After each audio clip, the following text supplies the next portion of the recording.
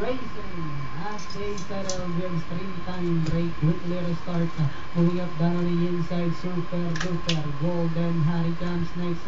Iron Nick while Princess Beber is the early trainer and going along for the first turn.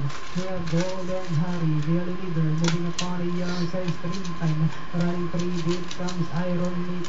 Down on the inside, Super Duper, while Princess Carter is the early trailer. Back to the leader, we have Golden Harry. Moving upon the outside, Iron Nick.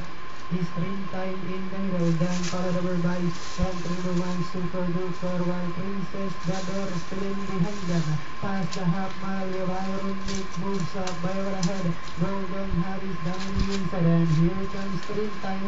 Now closing in third, then followed over by Super Duper, moving upon the outside, Princess Carter. Another quarter, we have Iron Nick moving up in between horses.